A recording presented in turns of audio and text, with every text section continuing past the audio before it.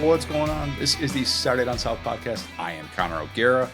Will, great show lined up. Tom Hart coming up in a bit. Plenty to get to with him. Lad of the week, of course. Mm-hmm. But before we do that, we have so many draft things that I want to talk about today. And sometimes I'm like, what's the best way to be able to hit on a bunch of things? I love superlatives. You know this. People listening to this know this. So I thought we would do some post-draft SEC superlatives. Do we understand what a superlative is, by the way? Do I need to actually explain what that is? Because I'm not even sure if I have the best definition for it. Yeah, I mean, it's like a yearbook word, right?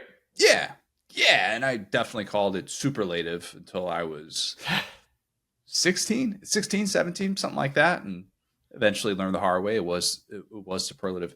Basically, like, think about your high school yearbook. We don't have class clown or anything like that, but these are essentially awards. I don't really know if I can distinguish between awards and superlatives. I think people just don't want to say the negative things for yearbook superlatives. People don't want to consider that an award, a badge of honor. Much like the Dundies, people are kind of like, oh, hey, don't go into the bathroom after Kevin. Mm-hmm. People don't want to look at that as a positive thing, so you can't just call it an award. So we have to call the best at something, name. Yeah. It may not be something you want to be the best at. Like, I'm the best at exactly what you just said, taking a long time in the bathroom or something. That doesn't mean it's a great skill to have. It just means that I have it. I don't think I knew that about you. Mm-hmm. Okay. I don't need a follow-up. We'll leave that right there. Mm-hmm. All right. So let's do some post-draft SEC superlatives. The coldest take. The SEC's draft streak will finally come to an end in 2024. That came from me. So I'm just outing myself from the jump here. Big old swing and a miss, Will. Big old swing and a miss. For the 18th consecutive year, the SEC won the draft with the most picks, not even really particularly close. 59 selections from the SEC. The next closest was actually, of all conferences, the one that no longer exists, the Pac-12. Yep. Unbelievable. Got to shut that thing down. It's not viable as a business model, man. Going out on top. That is an impressive feat for a conference that had so many struggles and questions coming into this past season. But they had 43 picks by a total of 12 teams, which was really, really good. And then the Big Ten, the conference that I thought would win the draft because of Michigan, barely made the podium with 42 picks. My logic was a little bit defensible. I think it was rooted in Michigan breaking Georgia's record of 15 selections in the NFL draft.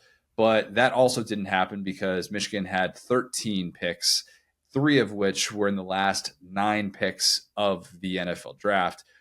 That pushed Michigan past Texas, who was in second with 11 selections, which I think might have actually been even more impressive of an accomplishment because Texas smashed its own modern-day draft record, which was previously 7 selections back in 2007. Sark had 2 running backs drafted in each of the last 2 years. 4 running backs drafted in a 2-year stretch. Yep. I had to go back and look up Saban to see if he had ever done anything quite like that. He did 3 in a 2-year stretch twice. He did that in 18 and 19 with Scarborough, Jacobs, Harris, and they did it in 2015, 2016 with Yeldon, Henry, and Drake. But never before did Nick Saban in Alabama have 2 consecutive drafts in which he had multiple running backs drafted. Well, you know what's crazy about that too is it's kind of like it's a little bit of the Lane Kiffin we talk about, right? Where it's like when we talk about Sarkisian, we talk about these 2 great quarterback recruits. We talk about the receivers, we talk about the tight ends. We talk about the transfers that are coming in that have all this speed and size. But in reality, it's like, wait, has this low-key just been a team that punches you in the mouth? And it seems like it with the way those DTs are coming out, the way like the big guys, the smash mouth football. Now we're starting to see like what Texas is really about when the NFL guys go, this is what we like about your team, actually. What Sark doesn't get enough credit for, as great of a schemer as he is establishing just that. Yep. To punch you in the mouth. We feel like we're going to be able to beat you in the trenches. And like that's why Texas became what it has become. And having really talented ball carriers behind them, and obviously on the outside as well, has played a huge part of this. But I mean, think about this. If you include Najee at Alabama in 2021, a guy that exploded with Sark as his OC in 2020, That's now 3 of the last 4 years that Sark produced the first drafted running back. That is really difficult to do because obviously Jonathan Brooks this year, Bijan last year, but it's probably a good sign for the next great Texas back, CJ Baxter, who won't even be draft eligible till 26. He had more than 800 yards from scrimmage as a true freshman. He was number 1 running back in the country coming out of Edgewater down here in my neck of the woods in Orlando. So think about all that draft talent that Texas just lost. 11 draft picks. Yet Texas is sitting here at number 25 in America, number 2 in the SEC in percentage of returning production. Whew. That is crazy, Will. Yeah. Like, it's not even just, they've hit on a bunch of these different guys in the portal. They've had some whiffs, actually, if you kind of go back and look at it. But, man, this is why, even as someone who is not willing to say that Texas is back for the one season, I will say Texas is returning. I will say that last year was not a one-off and that Texas is a legitimate national championship contender coming into this season. And speaking of Texas, the Longhorns draft totals are going to start to count for the SEC. Mm-hmm. That's significant, but I don't know that we can do a true draft contest anymore. I think this is the last year that we can actually do it, because if we're going to have 18 teams in the Big Ten and only 16 in the SEC, that's not really supposed to be a fair fight unless the SEC wins it, and then it's a fair fight. That's the way it'll be spun, and maybe it will. Who knows?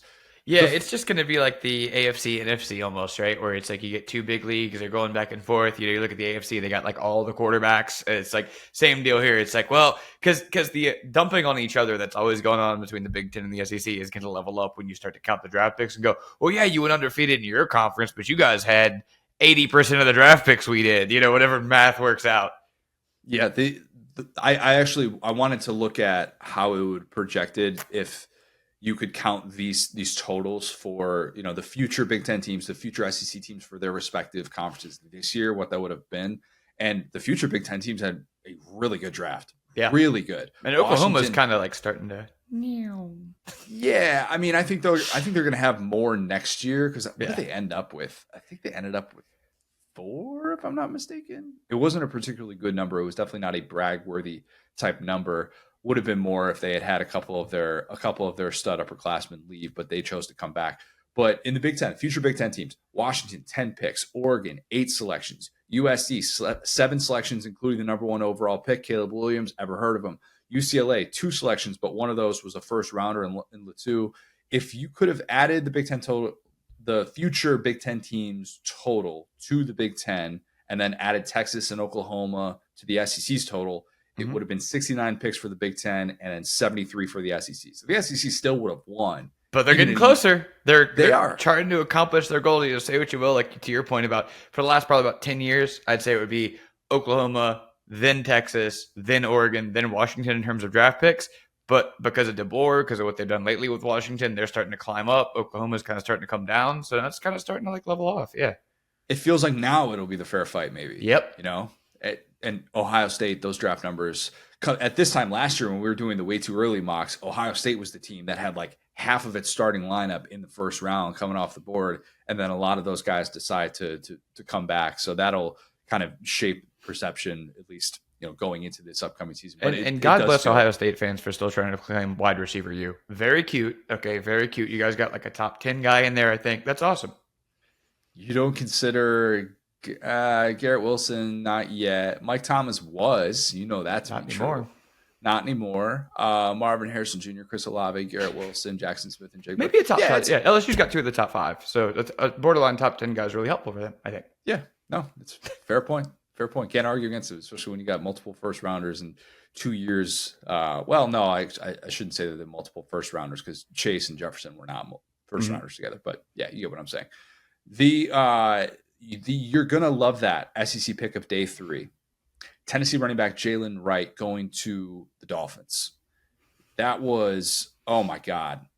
You had me at Mike McDaniel running back. That was a perfect selection for the identity of that offense, what they do. At this time last year, I predicted that Devon Achane, remember it's Achane, not A-Chain anymore, as he told us all after he became a thing. I was the one that was saying, like, I think he's going to have a better rookie season than Bijan Robinson, who Look, I would argue that when Achan was on the field, I think he was the better player. He ultimately didn't have the final numbers to kind of dictate that, but when he was healthy, he was really, really good for the Dolphins last year. Everyone talks about the Chiefs getting these super speedy receivers, and anytime a wideout goes to the Chiefs that's like blazing fast, like Xavier Worthy, it's, oh my God, I can't believe they let How this are we happen. still falling for this? Mecole Hardman was the same thing, and I shouted him out the other day, and good for him, but wasn't a good draft pick. Valdez Scantling, Yep. burners. They get these guys, and everybody's like, oh well, this is the next Tyreek Hill, or this is going to complement them perfectly, and they really haven't found that just yet. I think we should be talking about what they're letting Mike McDaniel draft at running back. Like, stop letting him get these 4-3 guys. Stop letting him just do that. Because he uses all of them. That's the thing. And, until it starts snowing. But like, and that was just a hard matchup to go into if you're that team. Like, don't read too far into that. But yeah, he's really good at utilizing the knives, as they call it. Raheem Mostert's going to be 32. Wright just turned 21.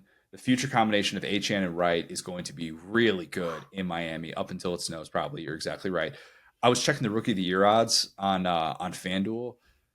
They're right now, they have Wright at plus 4,000. Those are the same odds as Brock Bowers and Ricky Pearsall. So the odds makers are more so in agreement with me that he's kind of got a path to be able to do that. I'm not saying that he wins the award or anything like that, but just like with Achane, I think we get a handful of these weeks where Wright just goes off and you're like, oh my God, he had 150 yards and 2 or 3 touchdowns or something like that. He's going to win you matchups in fantasy just randomly when you kind of least expect it. And he's going to be one of those guys that just kind of pops and you're thinking to yourself, this was a mid-round guy, someone that I know we talked about with Hester, with the scheme fit, with Heupel and all that stuff as well.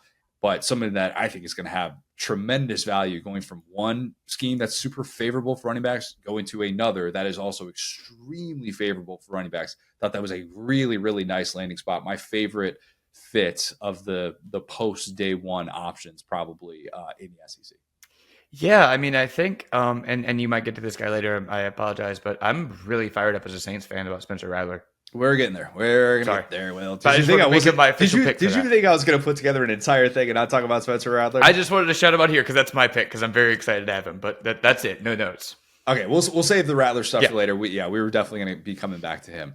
Okay, another guy that's right up your alley though.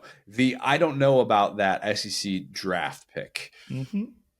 Mason Smith had 48 overall to the Jags. Mm-hmm. That was the one. Maybe I should have also had this for cold take of the draft because I think a ton of people, I don't want to speak on behalf of you, but I know there were a lot of people that had eyebrows raised when he declared for the draft instead of deciding to come back. I was really bracing for him to be one of those guys who was best available on day 3, and they're talking about his slide, something that they did for Spencer Rattler, and how eventually someone would just take a chance in the talent. And you're thinking to yourself, like, man, this guy should have come back for another year. Maybe he got some bad intel, whatever the case may be.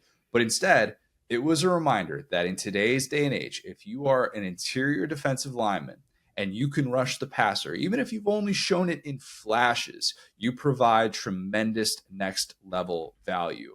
And Smith really wasn't that guy that we thought he could be in 2023, something that we talked about a lot. He was part of what was a major area of weakness for LSU. Mm-hmm. And while he did not have a Deion Walker-like snap count, maybe part of the appeal was, all right, at least this guy showed he was durable. He played 50-plus snaps very often once he kind of got his legs under him post-September, and he became a little bit more reliable in that sort of way. Although you're still kind of looking at it going, I don't really feel like that's the thing I would like to hang my hat on for a guy that's being picked in the second round as an interior defensive lineman. He still feels like just a major boomer bust type guy going that high.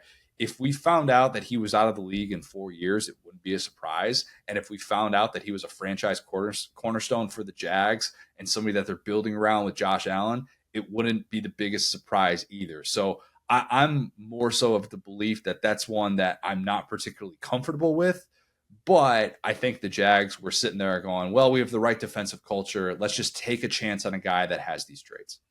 Yeah, it's very head scratching because what ended up happening was Mekhi Wingo became exactly the guy you're talking about, who the Lions go up and get And him. went later, too. Exactly, yeah, where it's like, how is this guy still on the board? A smart team, which is funny enough, the Loins now, right? They go up and they go get him. And so, yeah, I mean, thank goodness for, teams like the Jets and the Jags who will just make anybody wrong because they see things differently. And I'm saying this as like a Saints fan because it's like, yeah, okay, they just what's his name, Mekhi Becton, their left tackle that they loved, is now like on the Eagles for free, and I'm sure it'll be awesome there because that's always how this stuff goes. And so, point being, that was kind of the line among LSU fans of like, hey, this guy is honestly going to be closer to like a end of the draft guy because of everything that you just mentioned: durability, concerns, attitude, that type of stuff. Talking about a guy that we're not sure about where his head's at because pretty much every draft packet was saying, hey, dude, like, you're going to be kind of a day 2, day 3 guy. Maybe consider coming back. And he immediately declared, kind of like left Bo Davis on red. We were like, wow, see how this goes for you. Answer is great so far. But that goes back to my kind of qualms with the NFL draft graphics and stuff that I always talk about, where it's like, okay, you got drafted. Congratulations. Now you need to go be an NFL player. So it's like, maybe LSU's defensive coaching staff, I'm saying this seriously, maybe their defensive coaching staff was so bad over the last couple of years that they were hiding something. You would never get plus value at 48 anyway, right? Because that's where he would have gone if he played well. So, like, to me, I'm just like, huh? So, like, if he didn't go 48, what was the next time he would have been drafted is what I'm saying, So, point being, like, this pathway got him here.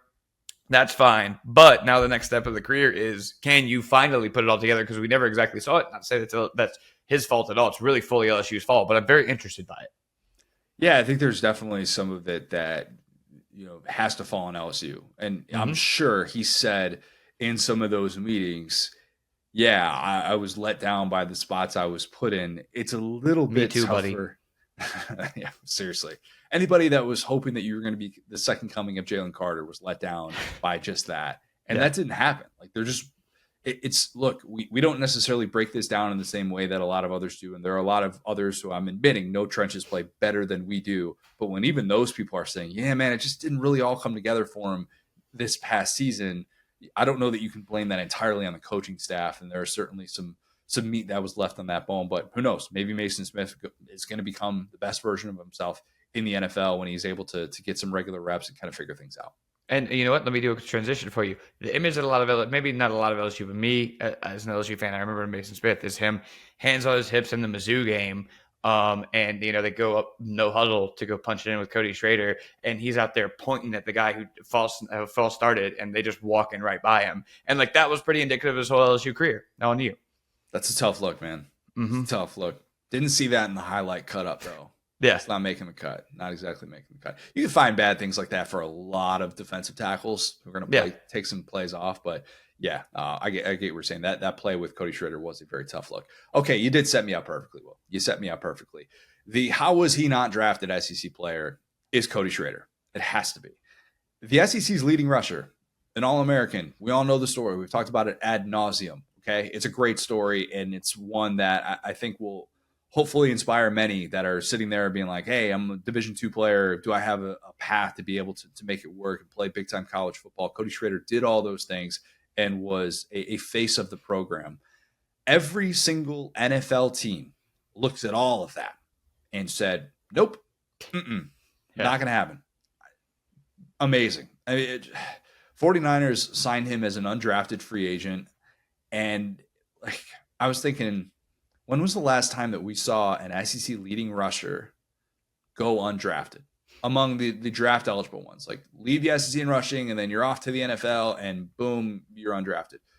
Recent memory, Travion Williams at A&M, who had one of the more underrated seasons ever. He was awesome. I'm glad you brought him up. Yeah. Great player. He was a 6th round guy. Tyler Beatty was a 6th round guy. But Schrader is the first draft eligible SEC leading rusher to go undrafted since Shad Williams 2004, coming out of Bama. Don't think today's day and age Bama running backs would get that sort of treatment, but different times, very different times. So first time in the last 20 years that the NFL looked at a draft eligible leading rusher from the SEC and said, we're not really convinced. That's alarming in my opinion, that he was given that type of treatment. And it probably didn't help. Let's be honest. It definitely didn't help that he ran a 4.61. I get all of those things. And even as someone that isn't going to default to the 40. I really don't like that as a measuring stick, especially as we have all this catapult information that's available. We can track live game speed, all those different things.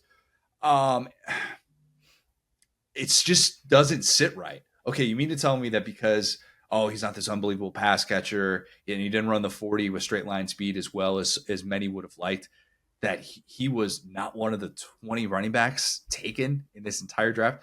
New Hampshire had a dude, Dylan Lobby, whatever his name is. I get it. He can catch passes. That guy ran like a 4.5, 4.40 though, so it wasn't like he came away with blistering speed or anything like that. But I don't know. It was just kind of head scratching to see that, and hopefully for his sake, we get to watch him run behind some of that zone blocking that Kyle Shanahan has with the 49ers. And this isn't really the last that you hear of Cody Schrader, because he's just not a guy that I would like to bet against. I just have a certain expectation for people like him, and I just would not want to bet against Cody Schrader. Yeah, I agree. I hate to be this, old school guy, for Cody Schrader, who turned them from a program into a program. But you really can't measure what he has, right? Not to be that guy, but it's like there are plenty of NFL running backs who you kind of look at and you're like, how did you end up with this career? And it's like, yep, that's so. Point being, it's all about the landing spot for a lot of these guys. That once you get outside of your, Caleb Williams, those types of guys, like, it really does matter where you go. So I would almost rather a guy like that get to a good situation to where they do value him. Dolphins, Niners, you're running back heaven probably. So it'll work out if it's meant to, Hope it works out. Just run behind Trent Williams. Good things will happen. It seems like it'll make a little bit of sense. Yeah. Okay. I feel like I can get a smooth 1.5 yards behind Trent Williams. I feel confident there. So yeah, I would think if there's anybody I'm getting 1.5 yards behind, it's Trent Williams. Probably. Yeah. All right, we teased it earlier. The dumbest on-air reasoning for a falling SEC draft pick. A little bit wordy. Probably could have cleaned that up. Whatever. Spencer Rattler. Mm-hmm. I wanted to pull my hair out listening to Pete Thamel on Friday night explaining why Rattler hadn't been picked yet. And this is just on Friday. Okay, so this is rounds 2 and 3. Thamel said that NFL teams were concerned about Rattler's attitude, his work ethic, running a 5-flat 40 at 6 feet tall. Whether he'd want to be a backup. And here's the kicker, in case all that wasn't enough, which Ian Rappaport also referenced on Saturday. There was apparently concern about how Rattler was portrayed on the Netflix show from high school. Okay, man. You know what? If you did a documentary on me in high school, I wouldn't be sitting here. So I would not either. Will. I would not either. I fully understand that in the NFL, you got to go to the ends of the earth to find out everything you possibly can about a player. It is an investment. Too many bad investments means that your job is on the line. I get all of that, but what the hell are Have y'all seen Hard Knocks? like those guys that are jerks on Hard Knocks. Do you cut them? Just question. Yeah, seriously. And instead, we're sitting here debating what a 17-year-old kid did. Like, and not in a, oh my God, you broke the law sort of way. Okay. This is a very different situation than like a Jeffrey Simmons situation. Right. Who got Jeffrey drafted Simmons, high, by the way, just in case we're keeping all that score. First round pick. Yeah. And ends up being obviously what he became and did everything right at Mississippi State. But people change after they're 17. It's crazy. They do. And still a very different situation. So if you're saying like, oh, well, your decisions, they follow you. I understand all of that. But this just feels so lazy in so many different ways. If NFL front offices are actually sitting there getting upset about a show that was shot 6 years ago, what homework, what research are they actually doing? And look, he did not look good. Everybody's talked about that. Spencer Rattler would tell you to your face, yes, I did not look good. I said some regrettable things, and everybody understands that.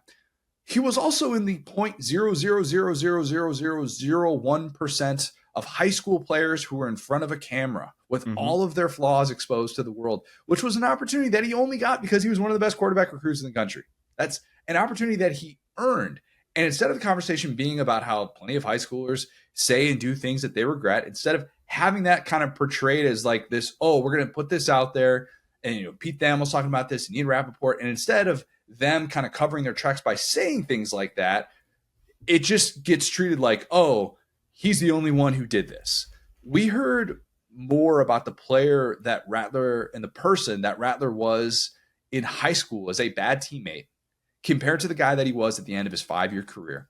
The last 2 of which were at South Carolina, where I know I've said this before, but I need to say it again. Nothing, and I mean nothing, came out about him being anything short of an ideal face of the program. Yep. He was just that. And if Rattler was still the guy that you saw on Netflix, don't you think he would have come out the last 2 years? It didn't. Because people were basically rooting for him to be that guy. Like, I was ready to hate him, and I did hate him at Oklahoma because he was the face of Lincoln Riley, but he was the one guy that flew too close to the sun, which we rarely see because usually those guys end up like Caleb Williams, who doesn't really super matter what they do. They just get drafted high. So, yeah, I mean, all the stats were kind of lined up against him to be this like kind of punching bag.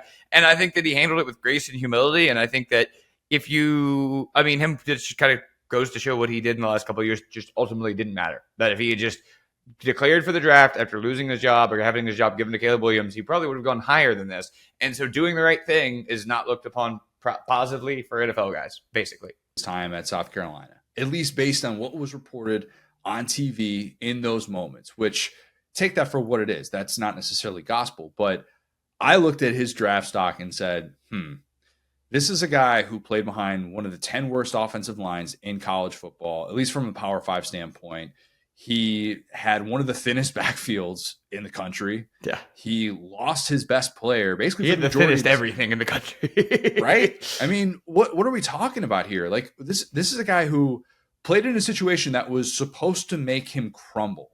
And this guy instead says, I'm not going to be the guy that complains about my offensive line. I'm not going to pout that I lost Juice Wells. I'm not going to worry about the fact that I'm not even playing on a team that's playing for a bowl game. I'm not going to say I lost this amount of money by coming back for an extra year at South Carolina when obviously he could have left after 22 when he finishes the year extremely well and does all of these things in that final 3-game stretch that made you think Spencer Rattler is that dude. And instead he comes back, and in my opinion, he had his best season, his best college season. Yep. And so for that to be the conversation from the outside perspective of, oh, why is he falling? I just didn't think that was fair, whether that's the reason or not. Here's what I think actually happened. Okay. I think Rattler was perceived as a backup going into this draft, which is totally fine. And I agree with that evaluation. Okay. 100% on board with that.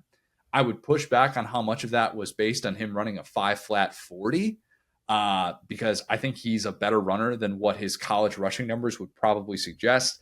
I think playing at a place where you couldn't really afford to have Rattler taking 10 hits a game as a runner probably didn't make a whole lot of sense if he wasn't going to be elite at it. So you're thinking, I just need a quarterback that is able to make plays happen and be able to keep plays alive if and when our offensive line crumbles. So I think part of that has to go into it. That wasn't brought up as context.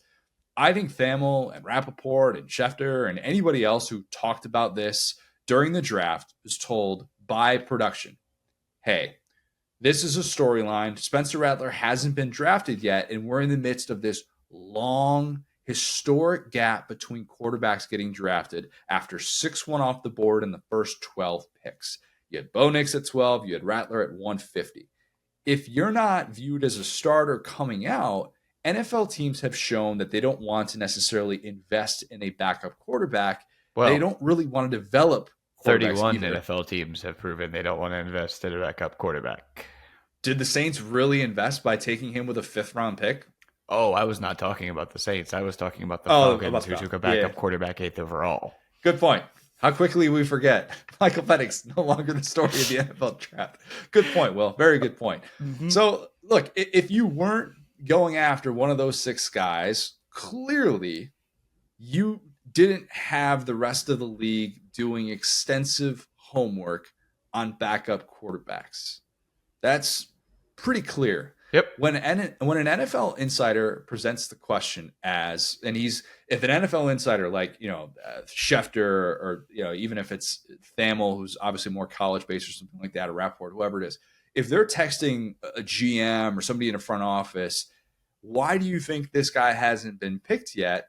You can probably get some NFL front office people defaulting to the knocks on the area that they very likely hasn't scouted as much as other positions. So I would love to know which front office which front offices, because it's plural, it's not just one. I would love to know who actually provided that sort of intel on Rattler. If there really was a consensus opinion league-wide, and if we found out that it was like 25 of these front offices, as Will's got his cat coming in the background. Walter just busted through my door like the Kool-Aid man. That was electric. Just Kool-Aid McKinstry. Love it, man. Yeah. I'd love to know, though, like, who actually had that opinion. But I really don't think that was the case, and that we had this league-wide, negative Netflix-based opinion about Spencer Rattler. I tweeted out what Thamel said on Friday night, and Beamer quote tweeted it by saying, quote, "Such a tired, lazy narrative and bullcrap.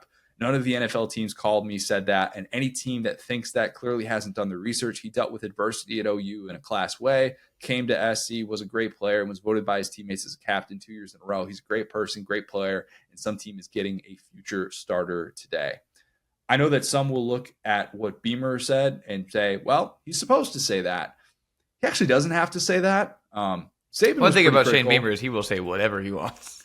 Kind of will. He kind of will. If you heard the post Jermaine Burton evaluation from Saban, you know that it doesn't all have to be positive from a head coach. Okay. Yep. And that didn't matter, by the way. That's the best part. Because I started to talk about, okay, you can talk about some of the stuff in Mac Jones's past. You can talk about the stuff at, Henry Ruggs was a great character guy. We took him at 11 or whatever. But that didn't matter. So the NFL's whole thing about like finding out who's a good guy is obviously a flawed process to hold that against the guy. But I don't even have to go that far and talk about Ruggs. I could talk about Jermaine Burton, who had Kirby Smart and Nick Saban say, this guy's a problem. You don't want to have him, to be honest with you. And everyone went, yeah, whatever. And it just goes to the fact that NFL guys are arrogant. They think the college game is beneath them. And when they make up their mind on a guy, doesn't matter what the data says, they're going to go with it. Because when you try to make rules out of what the NFL guys think, it doesn't make any sense. You line up Jermaine Burton, who was punched a woman on video. And it was like, and Saban was like, I'm not crazy about this guy. And it's like, well, too bad. You're going to replace T. Higgins, buddy. Get ready to learn Skyline Chili. And that's the frustrating thing for so many of people that have an NFL background who watch these things. And there's like, so you're telling me what I've seen is just a straight up lie. And I get it. We get entrenched into our takes as well. We're guilty of that. But man, I was frustrated because everything that I've heard from the people there and the things that I've observed on the record, off the record, whatever, with Rattler said, this is not the guy that you think he is if you still think he's Mr. QB1 Netflix guy, okay? But hearing informed people essentially discount the entire South Carolina chapter of his career was maddening, especially after I just thought that kid did everything right. And I don't know if he's your future starter, Will, but I'd sure as hell rather watch Spencer Rattler out there instead of Derek Carr, not even looking at Chris Olave and just throwing 20 checkdowns to Alvin Kamara every 2 seconds. What did Kodak Black say? I hope so. I mean, if we get to the point where Spencer Rattler is out there, like that's going to be great news. And like, hey, now that we brought him up a little bit, it's like, let's compare and contrast the first 2 backup quarterbacks that were taken. Okay. We have Michael Penix Jr., who played very well. Like he was a Heisman candidate. I understand that, but he's an older guy, a guy with an injury history. He is a guy that, you would like to draft, honestly, throw him out there immediately because he has that veteran experience. He's dealt with the adversity. He's done all that. Right. And they're going to sit him. Wait till he's a little bit older. Well, Spencer Rattler is truly a mystery box because this is a guy that could have gone number 1 overall if his trajectory at Oklahoma had just, if honestly, if Caleb Williams did not exist or there was not a job change for Lincoln Riley, he's easily a first-round quarterback just based on. What does the job change have to do with it, though? Oh, just the turmoil that was created by him leaving Oklahoma. You know what I'm saying? Like, because that all happened as like a result. That's 2 separate things. If Rattler gets off to a better start, and his start was not as bad as he perceived it to be in 21, right? But like, if he gets off to a better start, that next chapter of Riley, I don't think that happens in that. But if Riley was invested and loved Oklahoma, he would have not bolted because he had this weird quarterback situation. Is like all I'm saying. Like if that happens at any other college, you sit the guy down, you say, let's work through this together. He was like, all right, cool, you're struggling, I'm out of here. Tough luck. I don't think you can connect. I don't think you could blame Spencer Rattler like not going 1 overall based on like Lincoln Riley having a foot out the door when Caleb Williams had a ton of success. Right. That freshman year. Yeah. So I would separate those two things. All I'm saying is like the tumultuous situation in Oklahoma, right? It feels like, and here's the other thing too. It's like all the NFL guys can talk about, oh, the college game's broken, da da da. But what this goes ahead and says too is you just want guys to do free agency. You want this guy to go do, like a Jalen Hurts a little bit where he goes to another big name brand. You want this guy to be around the guys that you know. Because when he gets around the guy the NFL guys don't know as well, as far as Shane Beamer, you don't have all this stuff to fall back on that you're like, we're fine. So like that's all I'm saying there, which is that there's a couple of different inflection points, which is that unfortunately, if he had gone to an easier path, if he had gone to Ohio State and started there instead of our boy this year, he obviously, I think, would have gone higher because we're showing that the name brands matter more and more. And you can have here's the other funny one. You can have Leggett go in the first round and he's a great receiver. Like, I love him so much. I'm so big on Leggett. I'm not saying he's a system player at all, but in part to having a consistent quarterback that South Carolina has never had before, you were not betting on Xavier Leggett's potential. You saw exactly what he could be in the right system because he was in that system with Spencer Rattler. So the fact that one of those guys gets the benefit of it because he's an athlete and I guess tests well, and the other guy is like, he's a problem guy. It's like, I don't know, man. All I'm saying is that it feels like I don't want to say he made the wrong college decision because that's the tough thing. Him committing to Oklahoma made a lot of sense at the time. It just didn't work out for him. Him committing to South Carolina, I think it worked out for him fine. It made him more humble, which again, to our point about Mason Smith might make him a better pro in the long run. But if he had just hung out and been like, like I said, in Ohio State and been mid, I think he would be better off than he was right now, which is tough because it's not how it should be. You should want to prioritize guys who don't take the easy way out, that take the hard way, that build their leadership, that take their lumps, instead of guys that are just throwing the first rounders, lose a couple of games and say, see ya. Yeah, I think part of it too that's worth remembering is that he wasn't going to necessarily be locked in as a starter at places like Ohio State, who obviously at that time still had CJ Stroud, and right. It's not like he had this market where he could have gone anywhere in the country. He wanted to find a place to be able to play. He was heading into his fourth year of college, and he had a guy that he trusted in Beamer because Beamer was with him in Oklahoma. Right. Beamer saw the things that hurt him at different times, and if you go back to different points in his career, Beamer would talk about that it was like a double overtime game against Iowa State or something like that in 2020 that Beamer said he really bought into like who the player that Spencer Rattler was and saw this change after they had already suffered multiple losses and stuff like that. But there are different things that I think benefited Rattler from being at South Carolina, and the fact that he was maybe a guy who needed to kind of escape the spotlight and be the person that he became. And yet still the NFL looked at it and said, nope, we're going to go back to this. Allegedly, according to what was said on air, which again, I don't know if you can take that as gospel. It does make me want to say though, why would anybody ever want to do these shows? Why would who in the world has gone on that show as a 17-year-old kid and said, yeah, that really helped my NFL draft stock. Didn't work for Jake Fromm. Yep. It's not like anybody looked at Jake Fromm being perfect on that show and said, yeah, you know what? I think I could build a franchise around that guy. Like, it just doesn't stand to benefit you if we're going to see this type of stuff brought up.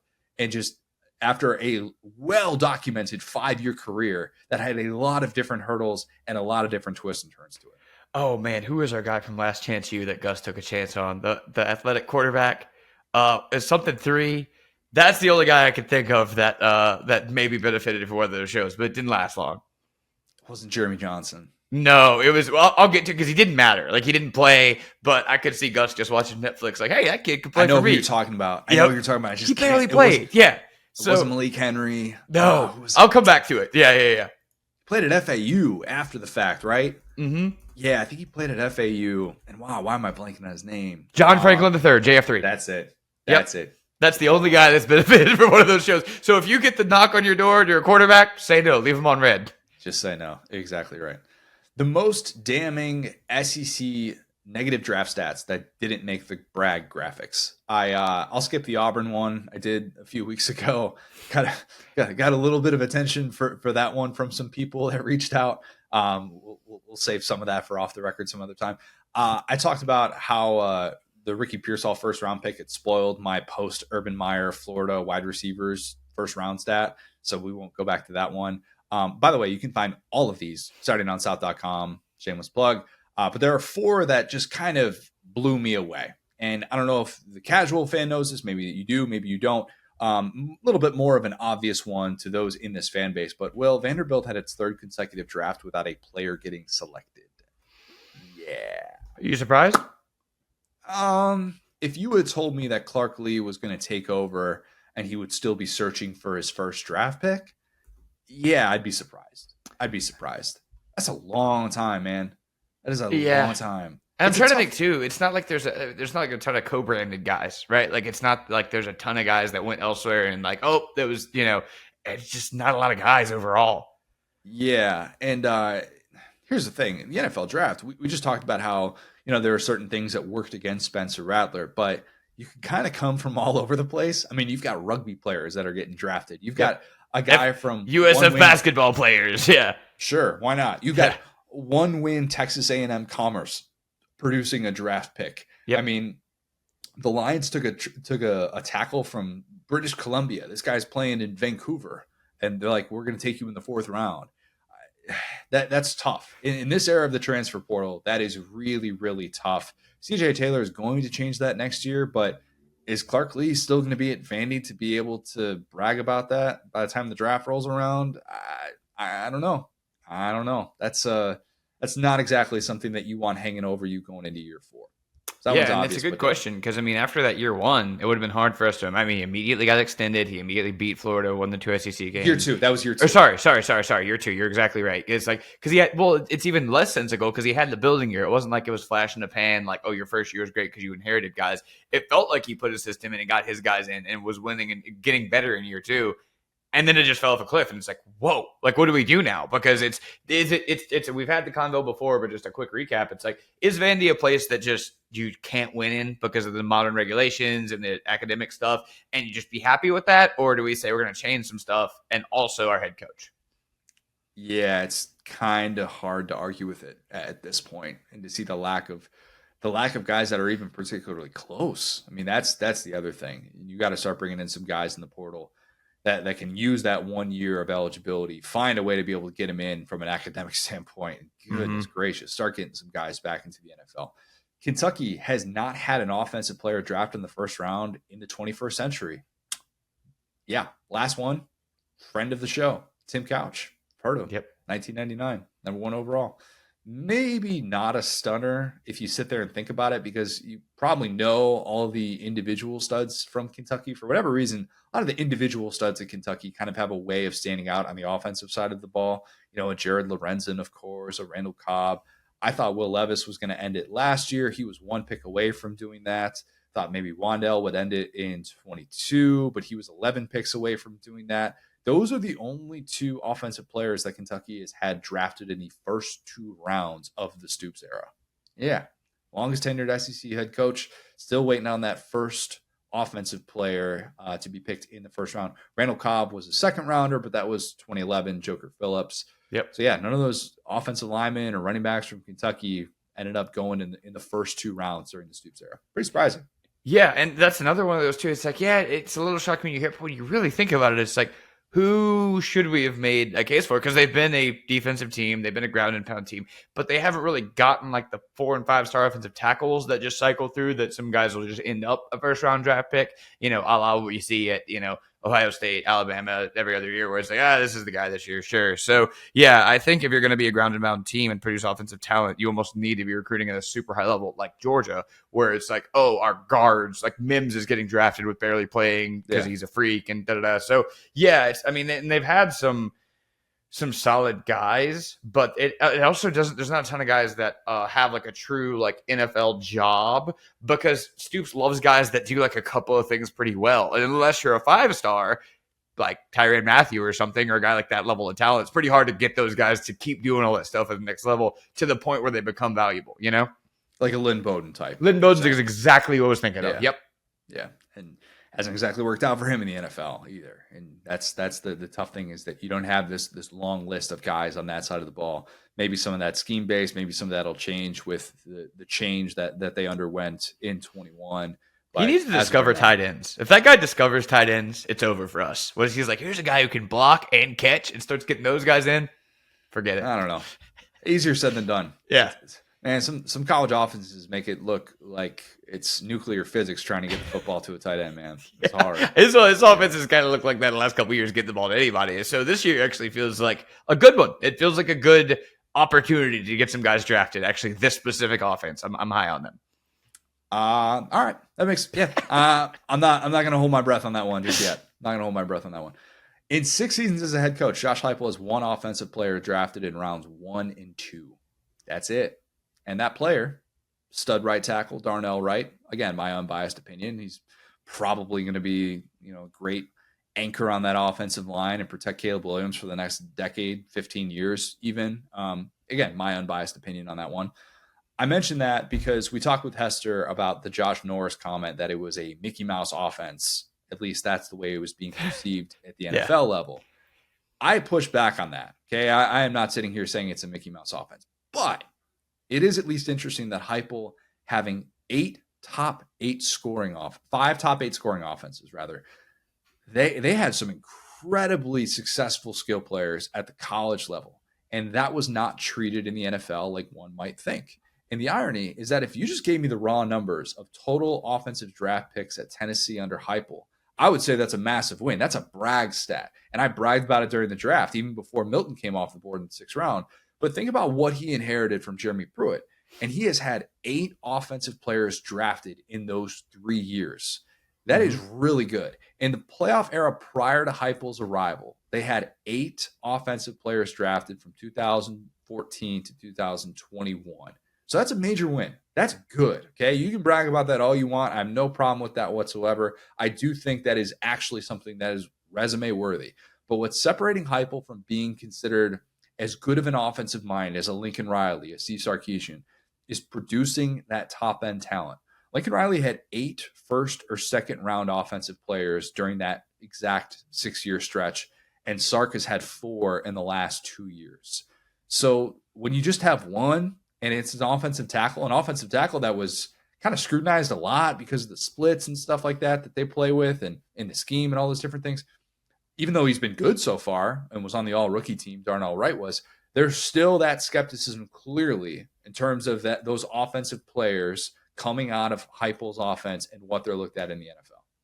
Yeah, and the thing that's kind of been interesting about that too is a lot of those guys have kind of squirreled their ways into good roles. Gabe Davis is a great example of a guy that but still hasn't even been a wide receiver 2 yet on a team. Right, but a perfect role. That's what I'm saying. He found a way into a perfect situation for him. So yeah, you're not overdrafting. He's not on Buffalo anymore. Where's he at though? No, I know. I'm just saying like the way he has been used in the NFL has been perfect for him just thus far, right? So it's like, would you rather have a guy who produces people who get overdrafted, or would you rather have a guy you kind of know what you get? So you're right. He's not getting the mysticism of like some of those guys. He's also, it's kind of interesting because I would say almost these players are like underrated at this point. Is where I'm getting at, because UCF's produced some great NFL talent, and even under Heupel, they produce guys that play in the NFL and contribute. And maybe you don't have all pros, but again, we don't talk about that. We talk about the draft because then we start having some really hard conversations. And so, point being, like, I think that maybe with Yamaleava, it's all about PR. It's just we just keep going back to it's all about PR. Because if Lincoln Riley does it,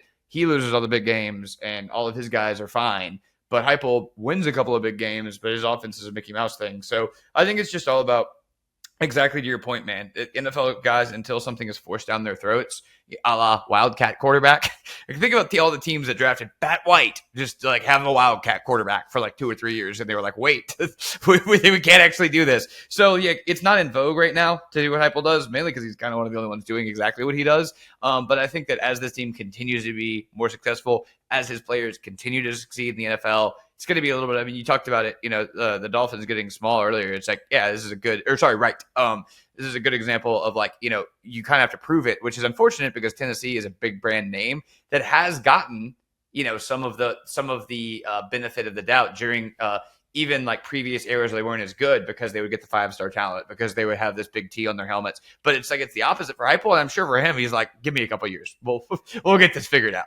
Yeah, it's just one of those things where the more you produce at the college level, and as that continues, it becomes a thing, and it becomes something that people talk about. And if it gets to a certain point where we're year 6, year 7 of Heupel at Tennessee, and he still hasn't had those, like offensive, outside of offensive line, he hasn't had those receivers, those quarterbacks, running backs taken in the first couple of rounds. We're kind of looking around going, man, maybe this is a little bit more of that type of college offense, that prototypical college offense that nobody likes to be put in that box, but sometimes the data suggests that there's more truth in it than not. Yep. Lane Kiffin. He has not produced a first-round player as a head coach since 2012 at USC. Yep. Just first round in general.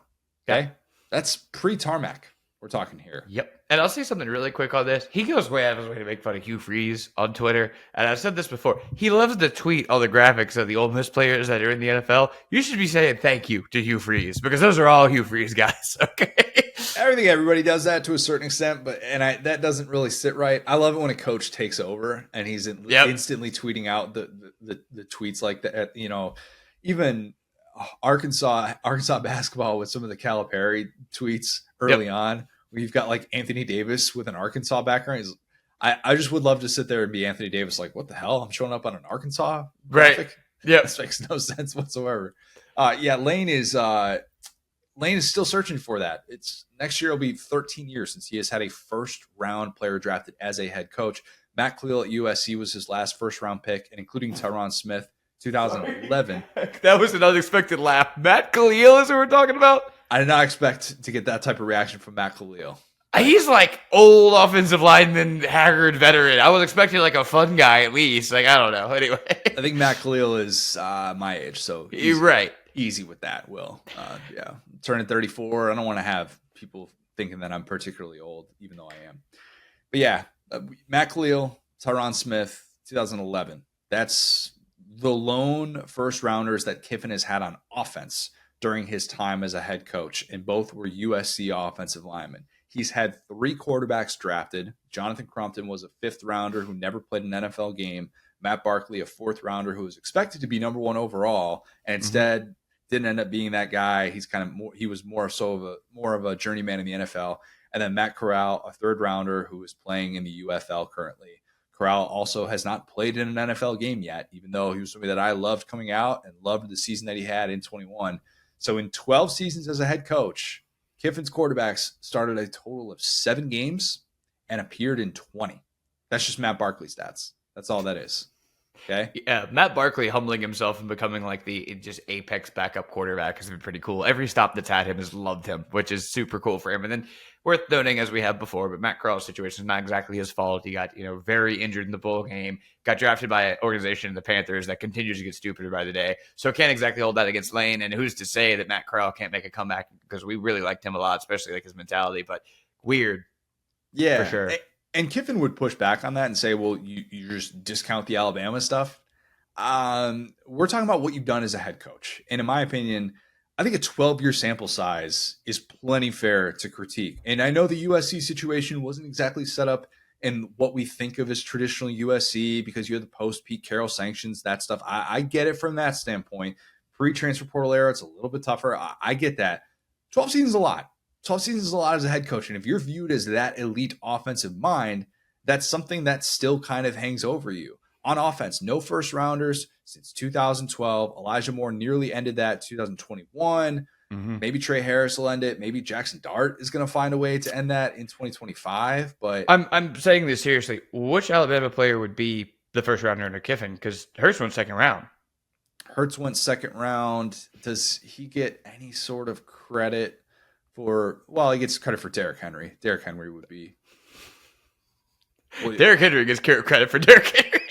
True, but Derrick Henry could have played in Hawaii in the first round pick. I mean, Kiffin had if we were counting offensive players at Alabama, I'm just talking quarterbacks. Yeah. Oh, just talking quarterbacks. He didn't coach Tua because Tua took over after he left, right? And here's the crazy thought that I was just thinking. He really liked Jalen. So I would wonder what would happen in that situation. I feel like he almost would have stuck with Jalen, which, based on how Jalen's played in the NFL, he might have developed him a little bit better than he got at Oklahoma. I'm pretty sure Lane went on the record on Dan Patrick and said that he wanted to start Tua. I think he said that like early 2018 or something like that. I thought I could be misremembering that, but I thought there was a quote out there from Kiffin of him saying, "Yeah, I actually wanted to turn to Tua instead of Jalen. He loved Jalen, obviously." I mean, that's significant though. That's significant. We talk about Lincoln Riley having 3 quarterbacks drafted 1 overall since 2018. And Kiffin is out here still trying to get those offensive players in the first round. And there's clearly a difference how you are perceived in college versus how you are perceived in the NFL. Yep. And those Lane Kiffin guys, I mean, Caleb Williams appears to be different, but the first 2, not sure they deserve that draft pick. Looking back. I don't know. So we'll take that third chance on him now. Okay, great example. PR marketing, Lincoln Riley crushes it. Yeah. All right. The biggest mocking the mock SEC whiff. If you're a sicko, it's not just reading the early mock drafts, it's reading last year's early mock drafts and seeing the most egregious whiffs. I'm going to give him credit, Will. I actually think the way too early mocks were awesome last year. They were really, really impressive. If you go back and look at them, the most egregious whiffs were kind of the guys who decided to come back for another year, like a Quinn Ewers, that decided to come back. But every first rounder from the SEC that McShay had ended up coming off the board in the first or second round. There wasn't, these crazy, wild, like, oh my God, you had Devin Leary going off the board in the first round. Like nothing like that. Mm-hmm. He only had 6 SEC players coming off the board in round 1, and obviously 11 came off the board. But, you can kind of look around. You'd see, a couple that would have Malik Neighbors in there. Not really a whole lot of conversation about Jaden Daniels. Every once in a while, if you saw like the draft eligible quarterback rankings, you could see something that had him. Nobody had him going 2 overall, of course. Right. That was I didn't have him going 2 overall. All right, that's fair. Nor did I. Look, right. If I would have criticized if I saw him in a mock draft at this time last year. So I would have whiffed on the whiff, I guess. But the guys that weren't anywhere near the first round radar from the SEC were probably Ricky Pearsall, Xavier Legette, and those were the last 2 picks of the first round. Other than that, maybe there was some skepticism about Amarius Mims, but he ultimately was still viewed as a guy that had a ton of potential, former 5-star, all those things. So you can kind of go up and down and go, all right, Brian Thomas, but he still had NFL eyes on him at the time, so it didn't feel like he was coming out of nowhere. I really didn't think that there was one that fit the description in the way that there usually is. Jaden Daniels is probably the biggest whiff, and that's one that I would have absolutely whiffed on as well. This is another serious question. What has Quinn Ewers done that makes people at this point question? Because I don't get it. I'm just gonna be honest. I don't get it. Why is he not viewed that way right now? It's some of the downfield stuff is still a question with him. I think he's got a pretty deep ball, but I think consistently connecting on it and being able to use that as a true weapon is probably the biggest knock against him. And despite all the conversation about the weight loss, I think there are NFL people that are looking at it going, could you actually get back up to 215, 220 and be a little bit sturdier? I wouldn't be surprised if those conversations happen as well. And staying healthy. It hasn't stayed healthy yet for a full season. And we know that if you're a quarterback, you're going to get scrutinized for that. And I think that there's still a desire for a young guy like him. He's still young. He should be at his high school prom, a la Jake Bentley. Right. There's a desire to see him continue to kind of get more reps and to continue to kind of be that guy moving forward and for him to be able to take that next step this year. I don't think he would have been a first-round guy had he come out this year. Right. I think he will be a first-round guy in a lot of these way too early mocks. That's kind of what I'm going with there, because I'm like, I know exactly what you're saying, and it's accurate, which is that he's kind of had a fall off. But I'm like, kind of what else did you expect him to do? He had Texas at undefeated minus the Oklahoma game, beat Alabama, you know what I'm saying, wire to wire with Michael Penix, who, again, people like him. So, yeah, that's my only thing to kind of look forward. It's that's shocking, but I don't necessarily buy it, because if you look at the stats, they do kind of compare with what you'd like to see in an NFL quarterback, especially early. Like, the guys that threw 50 touchdowns in college, that's a lot harder for me to predict. And they end up landing at where Joe Burrow is, where it's kind of in that 20s to 30s touchdowns in the NFL with extra games. So that's my only thing. So, yeah, I don't think there's anyone who's there's no Emory Jones, for instance, that was just supposed to be way up here. Even by this point last year, I think that Rattler was pretty much, it would have taken a Heisman type season out of him to bump him up here. He wasn't coming up in that. Yeah. Not too bad in terms of that. There really wasn't. Maybe there will be for next year. That leads us to the Bet the Farm SEC first rounder. Oh, do you think people thought that Miller would have come out? That's the only question. Wait, no, I wasn't seeing mocks with Milroe in there. No, he wasn't even necessarily a lock to be the starter at this time last year.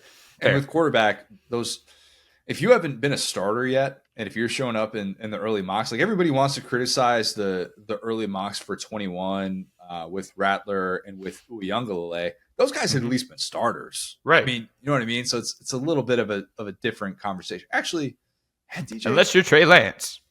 Yeah. God, these people make me sick, bro. Because they act like what they do is the smartest thing in the world. It's you don't have any rules. You just do whatever you want. It's fine. Just admit that for me really quick. Yes, very much so. the Bet the Farm SEC first rounder for 2025. A lot of different directions you can go.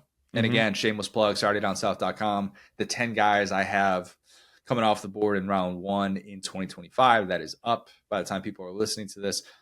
Really tempted to go with an edge guy. A Michael Williams, a James Pierce Jr., both of whom I love. They could be top 10 picks as the pendulum inevitably swings back to the top end defensive players off the board after a historic run of offensive players to start this draft. But give me Will Campbell, Will. Give me Will Campbell. Here's the thing. I don't have any sort of numbers to prove this. This is just going off vibes here. But I feel like more than any other position, once an offensive tackle is viewed as a first-round prospect, he has the toughest path to work himself out of that conversation.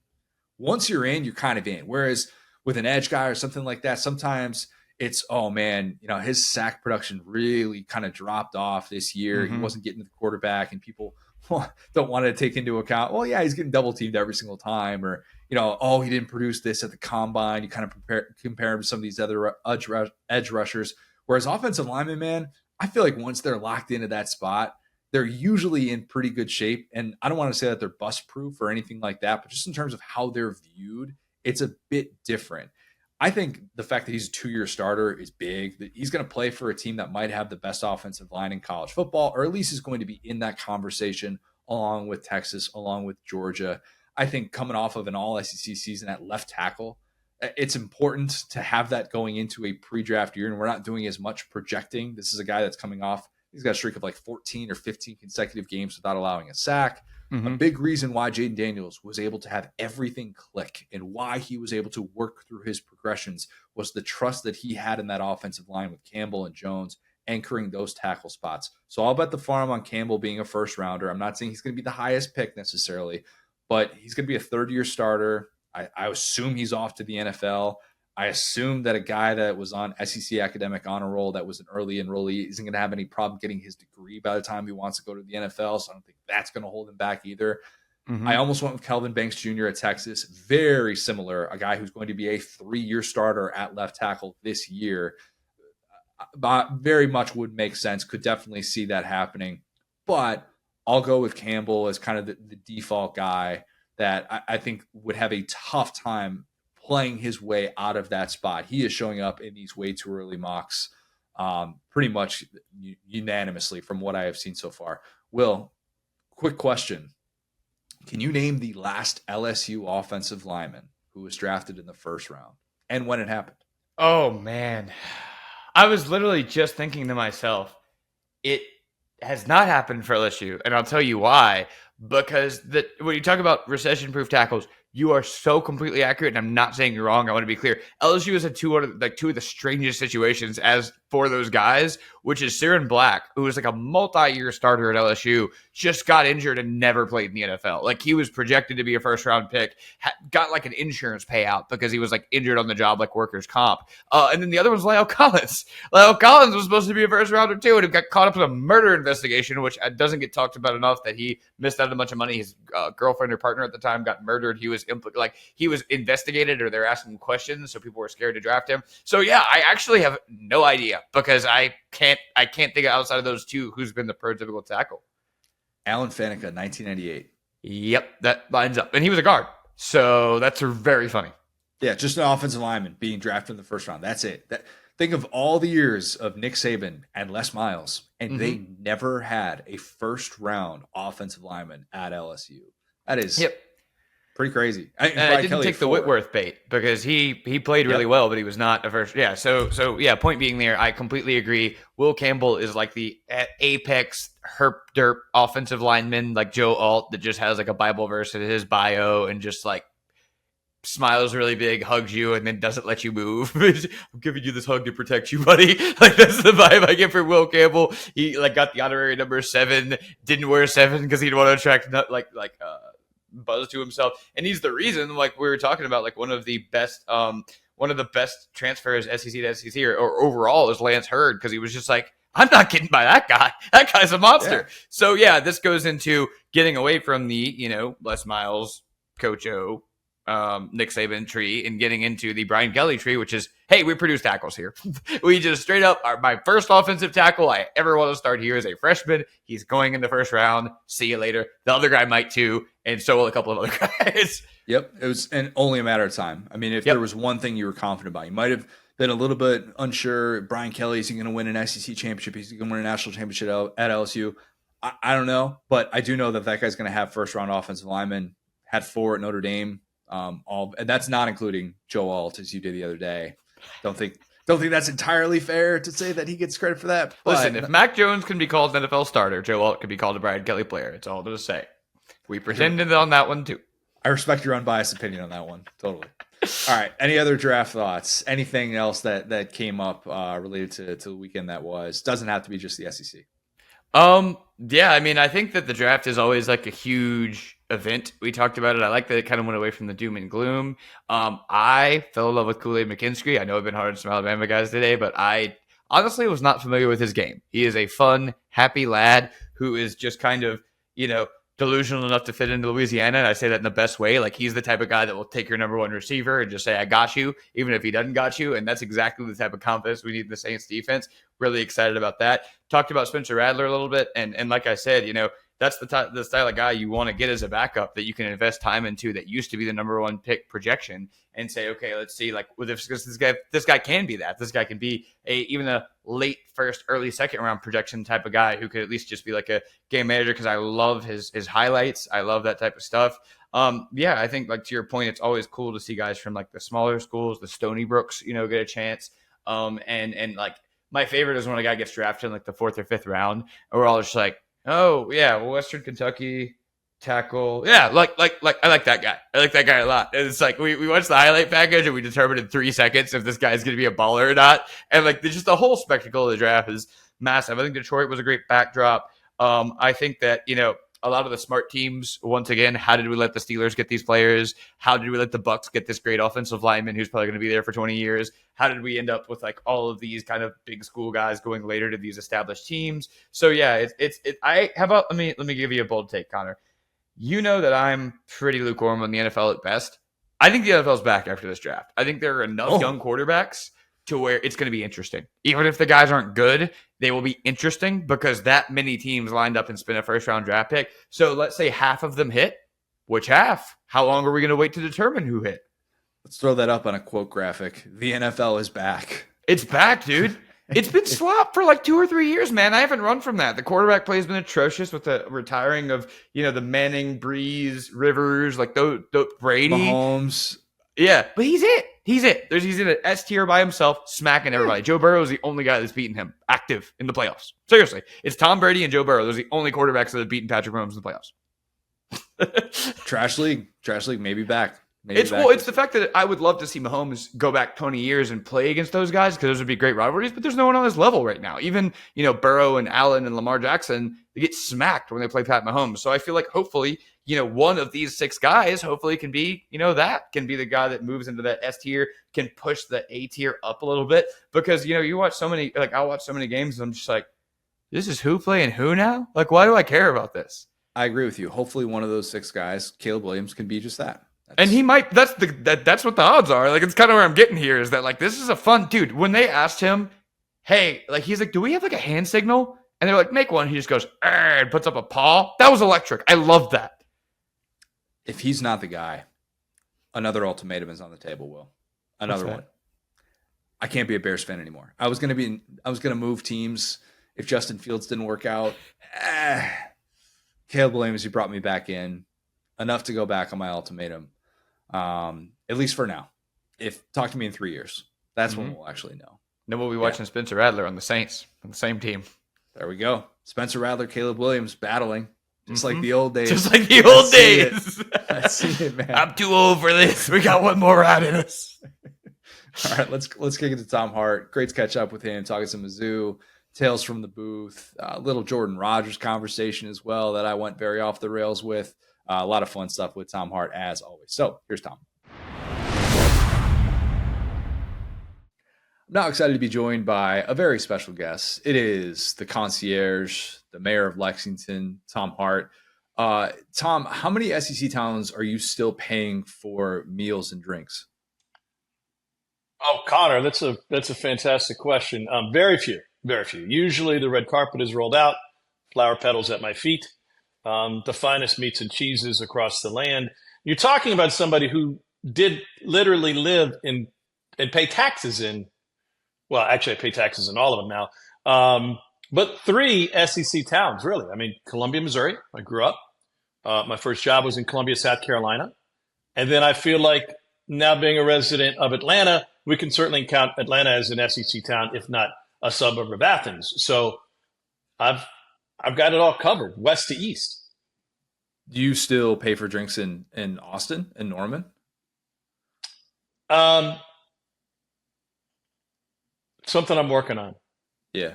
Yeah, we've got a summer to figure that out, but it's coming. It's coming. Thanks for putting more work on my plate. Just doing what I can. I'm trying to make sure that you're not, getting lazy or anything like that with your ability to schmooze or anything. But no, seriously, like if there is someone who has seen this conference far and wide, it is obviously you. More importantly, what happened with your tire? Because you never gave the people an update after posting the picture of what looked like someone taking a machete to your tire. Hey, Connor, here's the thing. I'm cheap. And I would never do this with, say, my daughter's car. And my wife's been driving my car. So I've assumed the role of driving my wife's car in the random times that I am in town. And she needed 2 new tires. And I said, hold on. Why would I go spend hundreds of dollars on 2 tires when we're going to trade this car in at some point this summer and get a new car? Let's just get through it. And she said, well, the air pressure is going down. I said, I'll go refill the tires. Well, the service station that I go to refill the tires on my own, I don't pull in and use full service. I pull up, wave to the guy, grab the hose. It doesn't have a PSI indicator, right? What? So so you just kind of have to eyeball it.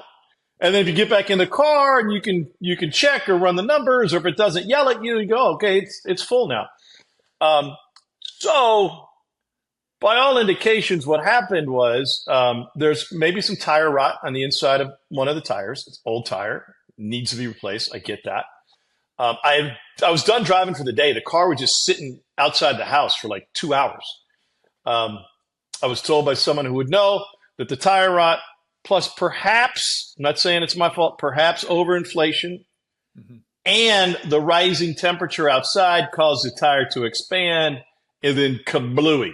I mean, it sounded like a transformer blew. It was so loud, I'm not kidding you, that neighbors, this one, that one, that one, that one, 4 different neighbors, 5, including my family, we all came out to the cul-de-sac and looked around. Like, did Conor O'Gara just drop an M80 in the sewer? Like, what was that loud bang?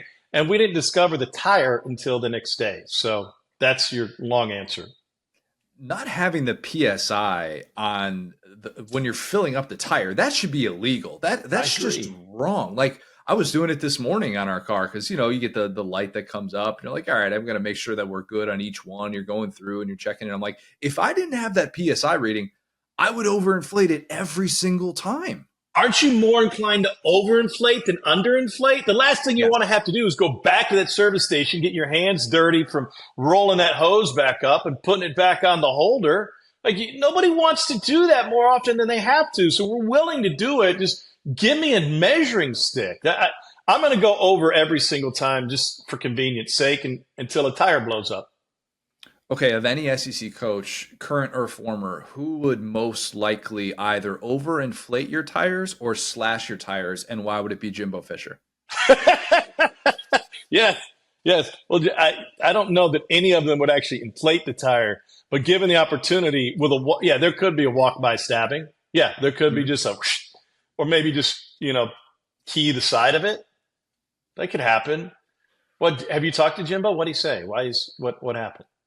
I just, just picking up, reading the tea leaves a little bit, just a certain, production meeting that gets missed and, just no love lost. I think there are certain coaches that, they get a mulligan, and then there are other coaches who don't. And Jimbo wasn't getting a mulligan in that spot from you.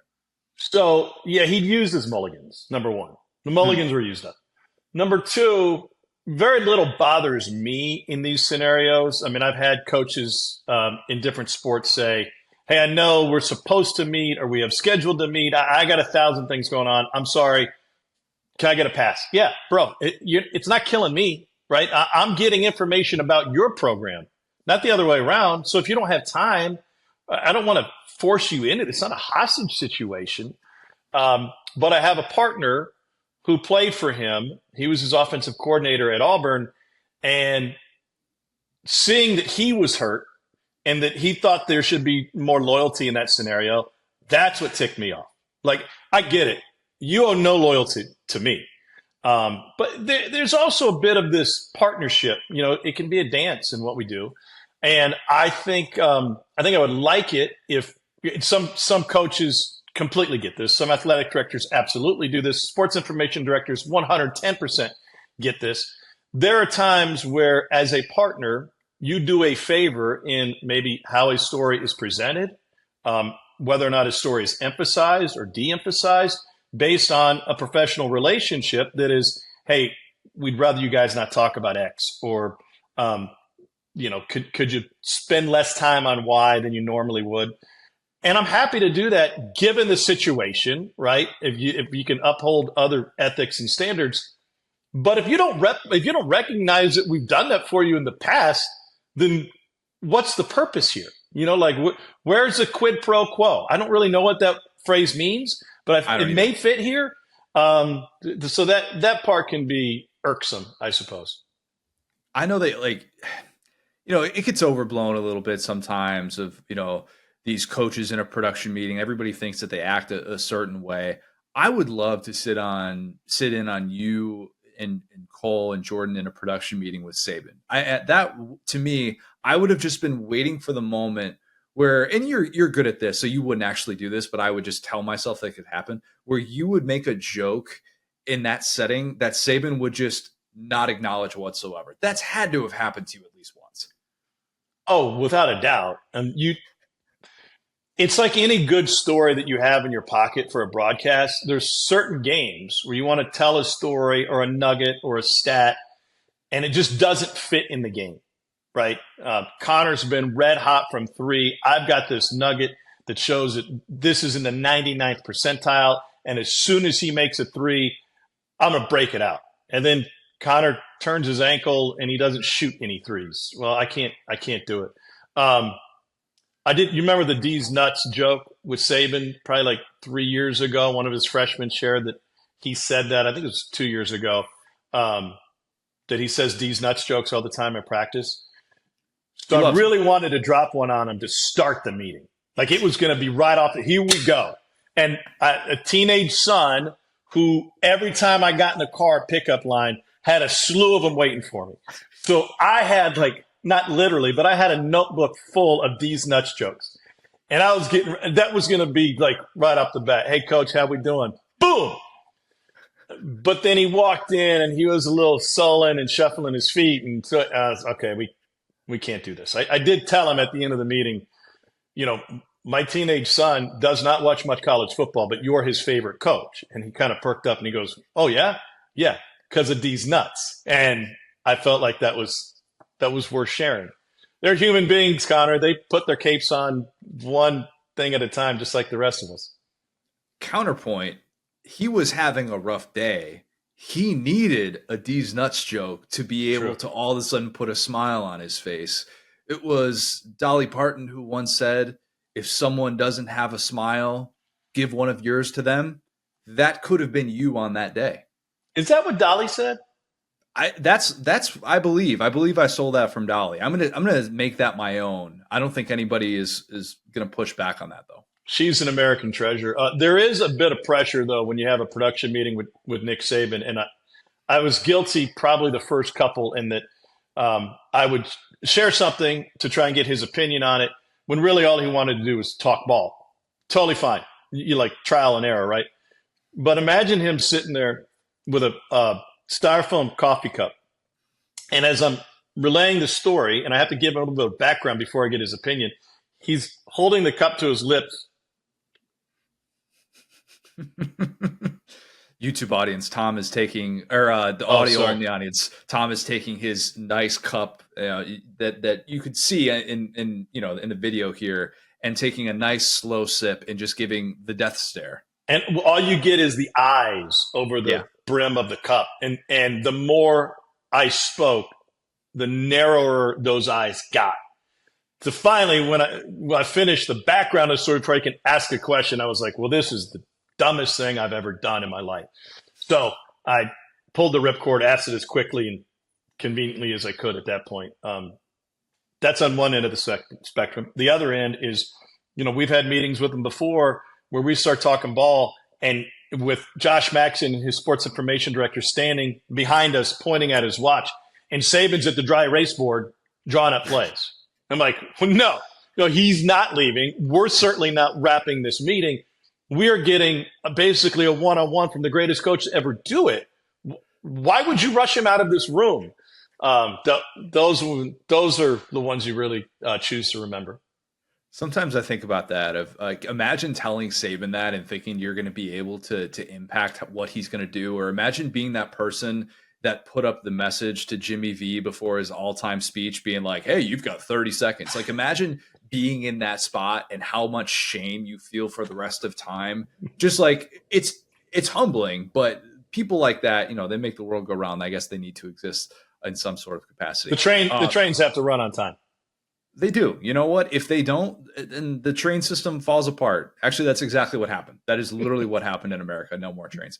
When I shadowed you guys a few years ago, I was blown away at the production meeting that you guys had. I didn't sit in on the players and coaches production meeting, but the TV production meeting that you guys had with the crew, the day before the game. Because for those who don't know, like, the attention to detail, the ideas that get suggested, the knowledge that's on display, I think I have a pretty good grasp on football, just as someone that watches a lot of it and does this for a living. And then I hear Jordan and Cole talk about it, and I'm like, yeah, I know nothing. I know absolutely nothing. How many points, at least in terms of football IQ, have they added to you based on like these 7 seasons that you've had with them? Well, here's where I point out that we're the only broadcast crew in college football where all 3 of us actually played college football.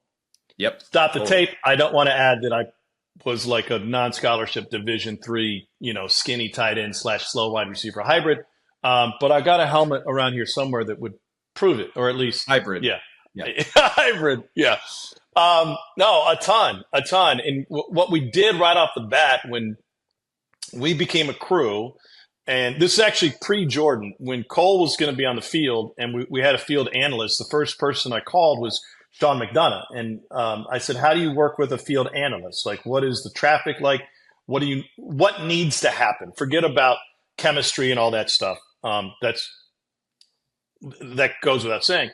And he said, well, the first thing you have to do, because I think at that point he had McShay and Blackledge was McDonough's crew at the time.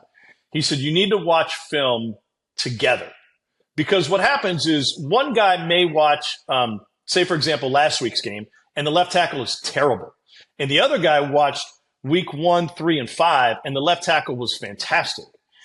And then all of a sudden they get in the game, and one guy loves the left tackle, and the other guy hates the left tackle, and they haven't had that discussion yet. And so they can't come to a reasonable conclusion and have a fair conversation about it. So what we started doing, that was with Andre Ware, is we'd go in and watch film together. And Andre, from the quarterback perspective, taught us so much. Like, okay, well, here's how you can read man zone based on that one corner and his hips. And Cole would talk about the line play and where they should or shouldn't be in different protections. But they knew what the other guy was talking about. And for me to observe that, I knew what got their motor going. I knew what Andre liked. I knew what he didn't like. I knew which calls he liked. I knew which calls he hated. And by the way, salty Andre Ware is the best analyst ever. Like, the guy won a Heisman. He knows what offense is supposed to look like, but he's usually just kind of so chill that he doesn't get riled up. If you show him a bad offense or bad play calls, he gets mad. He just comes with the hammer. So I learned that if I could get to salty Andre, we'd be going the right direction. So yeah, those guys breaking down film, when you can sit and watch games together or Saturday at noon or whenever Jordan's flight lands, we go grab lunch and, grab a sandwich and watch that early afternoon game. Not only do I learn more football, but I learn what makes them tick and what they're passionate about, not just big picture, but what matters to them that game. And I think that's a place that it's my job to get them to. Okay, so stay with me on this one. Okay. When I first got to know you, I was like, all right, we kind of hit it off from the jump. Got along very well. Similar sense of humor. I'd like to hold think. on. May I interrupt? On our first podcast, you asked that I agreed to come on at SEC Media Day. You guys asked me what kind of underwear I wore. First of all, I answered the question. I'm not saying it was outrageous. I mean, that's kind of where we jumped off into the deep end. If I recall correctly, that was definitely a Marler question. I know that's 100% a Marler question. Second of all, I think we also asked you something about your jail habits of what they would be. I think, no, it was, you said you had just gotten out of jail that night or that previous night and that you had, found your way into SEC Media Days. So what type of underwear you wore in jail, I think were the primary topics of conversation the first time we met. Give the people what they want. I apologize. I interrupted your intro. No. It's important context. It's very much needed. Cole, I remember thinking like, well, Cole, maybe he just dislikes everyone. And then, you get to know Cole and he opens up and you realize that there is someone with a giant heart and, somebody that is extremely knowledgeable about this sport. This is going to sound bad. Jordan is my Julia Roberts. And here's what here's a better way to ask this. Do you know where in the world I would make that connection and why I would say Jordan Rodgers is my Julia Roberts and it is not based on their initials? Yeah, I think you're drawing that based on the fact that you've got Lyle Lovett's beard going right now, and you fancy yourself a crooner, and if you just find the right tune, then you're going to outkick your coverage, and she is going to come running to you and say, "Let's be wed." But you haven't found that right tune yet, I suppose. Okay, close, but kind of not really. Okay, so I'm watching Aaron Brock. Nobody knows who Lyle Lovett is, by the way. Like, that is so out of left field.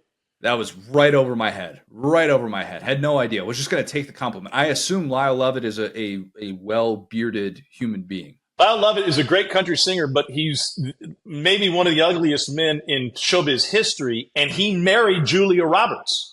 Like, it made zero sense that they would make a couple, but they were married for some time. I don't know how long. Okay, that makes sense. That's good. I like that. I'm stealing that. That's mine now.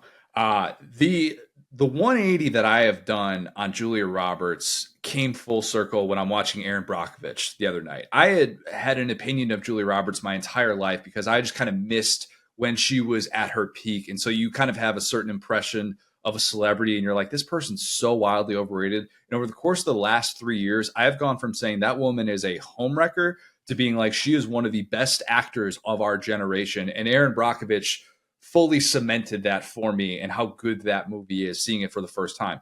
Jordan was the person that I watched the very first time he came on a television screen, and it was The Bachelorette, of course. And the impression that I had of Jordan early on was that of entitlement. And, I obviously had very biased feelings about his brother, still kind of do. And you have these certain impressions of who he is. And then you get to know him. And then the more you actually watch what he does and you listen to him, and I think it was, after we had him on the first time, you're like, all right, this guy's a really good dude. But then, you kind of like, what does he know about football as much? And then the more you listen to him, and then he did his breakdowns during 2020, during COVID, where they're in like Puerto Rico or wherever he's doing these breakdowns from on his screen. And I'm like, holy crap, I am so unbelievably wrong. And I have done everything in my power the last 3.5 years to admit how wrong I was about Jordan. Do people still not realize how good Jordan is? I don't know. I don't have a great temperature for what people think of his football work when it's negative. I mean, we see the trolls every game, right? They come out regardless. But I think generally they're receptive. Just maybe not my tale to tell, but I will tell it anyway.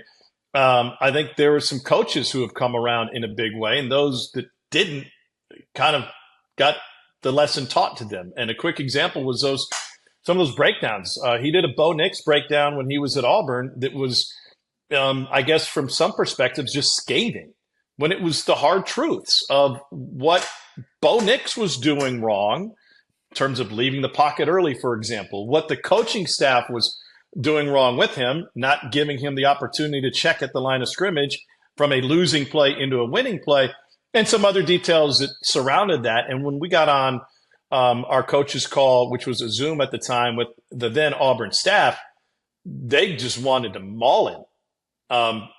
But what he did was kind of like he Aaron Brockovich them, at least Chad Morris in one way or another, in that he said, listen, yell at me all you want. Tell me where I'm wrong. I'm totally fine with it. I didn't name any names. I'm just going through the film and seeing what I see. And then every detail that Jordan mentioned in that breakdown, he asked, okay, well, have you guys been working with them leaving the pocket too early? Oh, yeah, we sure have, man. He leaves the pocket way too early and too often. Okay.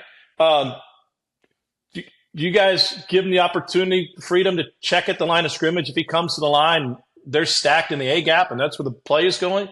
Well, no, we control that from the sideline. Okay. Like, you've answered the questions, and those are just two examples. But no, what you're saying is the same thing that coaching staff realized. He does his homework. He works at it. He knows it. I think what viewers love about it is if you just listen to him, and maybe there's some sort of facade up where people can't get past the fact, that their wives were watching him on The Bachelorette. He knows ball, and he knows how to explain it in a very easy and friendly manner. There's a lot of people know ball, right? It's just, how do we get past hammering me with X's and O's and tell me why the deep ball for Jaden Daniels is going to make him, the first quarterback taken in the draft, just as a random example. Jordan actually told that story at SEC Media Days when we had him on. That exact story that I had kept quiet for a couple of years, but thought it was really, really good and really insightful, because that might have actually been the moment where I did my full 180 of like, oh my God, I was wrong about him from a football acumen standpoint and totally got it. So like you say, like he's like Aaron Brockovich. So if I just start calling him Aaron now, that's perfectly fine, right? Might be. Okay. Aaron with an E. Confusing. Aaron with an E, not Aaron with two A's. Yeah. I get it. Yeah, we wouldn't do that. All right, you want to close with some Mizzou talk? You want to talk about the team that you grew up watching that had some moments during the 14 playoff era in which you had to wonder, is this going to be it? And last year, I feel like it just changes a lot of what one thinks of this program, what one thinks of Drink, and the ability to be able to do this, obviously multiple years in a row, is everything. What's a fair expectation for Mizzou? Is it 12-team playoff? I think it's fair. Yeah, it's totally fair. I mean, can you replicate what you did last year? Well, you've got to find a productive running back, but you found one off of a scrap heap the year prior. So is that too big an expectation? You've got to get great quarterback play once again. Well, this guy's healthy for the second season in a row and another season in the system. I think, to me, Missouri has the opportunity, if they're able to replicate last year, which I think they can. They have an opportunity not just to be a trendsetter within the history of its own program, but also a trendsetter throughout all of college football. And this is where I'm going. In this day and age where this landscape continues to shift, and we don't know who's going to be maybe left out in 10 years or 12 years or 20 years or 5 years, Missouri's fought for its place at the table. And they have said, listen, you don't have to be Alabama or LSU to demand a seat at the table. But you got to win now, and you've got to invest in the sport to show people that you're willing to win now, and you have everything it takes to win now. Would Missouri have been as appealing to the SEC if they hadn't reached number one and been just that close to playing for a national title in 2007?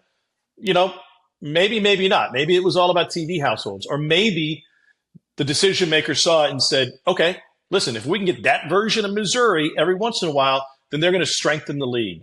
And I think that's a great example for every like-minded institution of similar size, whether that's Purdue or even Mississippi State or Arizona, wherever you are, no longer is the excuse, well, you seen who we have to play? I mean, I was at like 3 weeks after third week of January, let's put it that way. I went to Costco, because that's what I do. I buy things in bulk. And I'm wearing a Mizzou hoodie. And on my way out, the guy who checks the receipt, draws a little line and looks at that cart and laughs at how much you spent, said something to me about Ohio State. He's a Buckeye fan. And I turned to him and I said, sir, you've made my day, because never before have I thought that an Ohio State Buckeye football fan would attempt to talk trash to a Missouri football fan. But that's where we are, because we beat your faces in Jerry World. So it's a good place to be.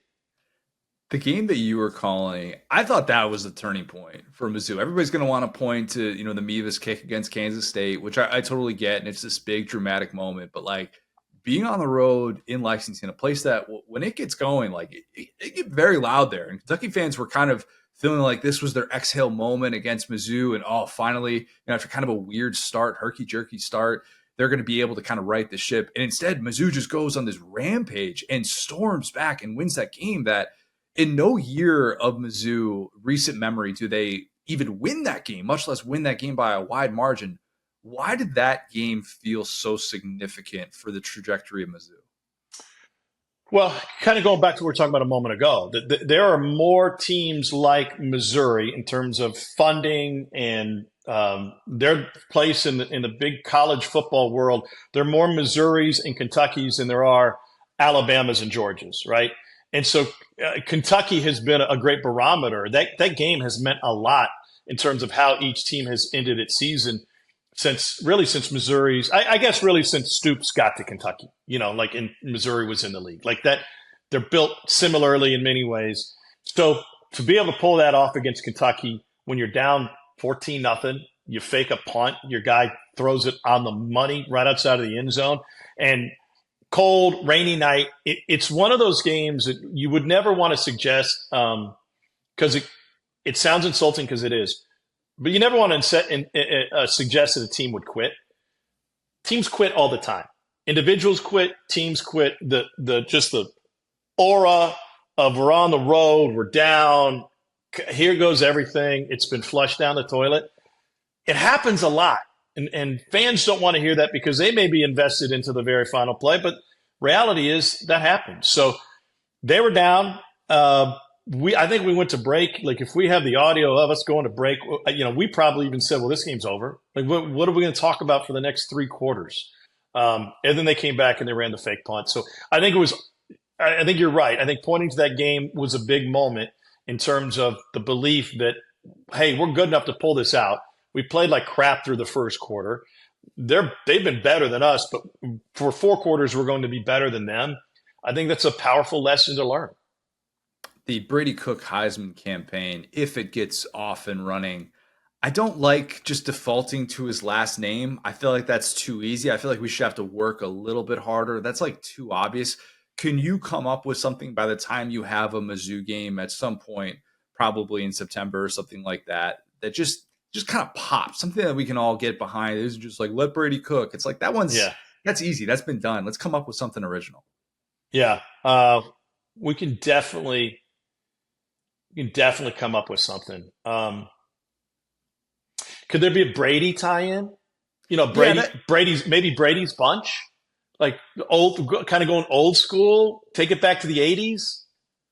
Okay, 70s, right? 70s was Brady bunch. Yeah, but after school reruns. And then there was a baseball bunch with Johnny Bench. There was anytime you bring in bunch, that's fun and friendly, and let's have a game of kickball. We don't have a care in the world.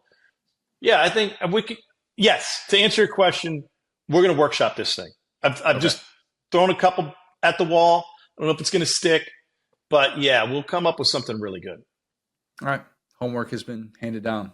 Tom, you're the best. We'll do it again soon, man. Thank you so much for having me. Well, lad of the week. I'm wondering if we have the same one. It's right up your alley. No, yeah, go ahead. I have LSU fan Corey. Okay. That's what he chose to go by. if you didn't see this last week, an LSU fan Corey, took a Tommy Tanks home run off the noggin, just like Jose Canseco. Yeah. 109 miles per hour exit velocity. Just lovely little shiner at the top of his dome right there. And you're thinking to yourself, like, all right, what's going to come of this? And of course, LSU turns it into a PR win. He shows up to the ballpark later in the week with a shirt that says "Hit by a tank and survived." That's Love good. that. Okay. That's good. I hope he came up with that. If he didn't, oh well. Hats off to whoever did. And he had a sign that said, "Bet you can't do it again," with a cutout to put his face. That's good. That's good. That's really good. They got to meet each other. Corey said on Rally Cap on SEC Network that he told Tanks that he'd appreciate if he hit it right more often. I don't know. I think he goes Oppo a lot from what I've seen of him. So I don't know. That's something we can criticize him for. Maybe just catch it next time. I think LSU hooked him up with a glove too. I think I saw that. He told NOLA.com that there was, quote, no signs of brain damage so far. So that's good. That's the constructive criticism for Tommy Tanks. Is like, if you could just not hit me next time, that would be great. That'd hit whoever else awesome. you want. Anywhere else. Have you ever been in position to catch a foul ball or a home run? Honestly, no. I try to stay behind home plate, to where it's like pretty, like, not that I don't want to necessarily, but I just kind of tend to stay behind home plate or on like the sides with the net. So it's pretty hard to hit them there. Behind home plate, you're in position where you in theory could. Yeah, it would just have to be popped straight up, and then like everyone's looking up. So most of the time, if it's doing that, it's going to hit like the, either the upper decks or kind of out behind me. The only time I've ever been in a situation where it was feasible was spring training when I was in 6th grade, and my dad was reaching down over the first baseline fence right there to try and get, it was batting practice. It wasn't even during a game. My dad reaches over there to try and get this screamer, and it like nearly took his finger off. And so to this day, I think of every single time that I could be in a situation like that. Would I reach over? Never, ever. Your ability to grab that, just pluck it out of the air, is probably not at the level you think it is. It just, let's be honest. Oh, facts, yeah.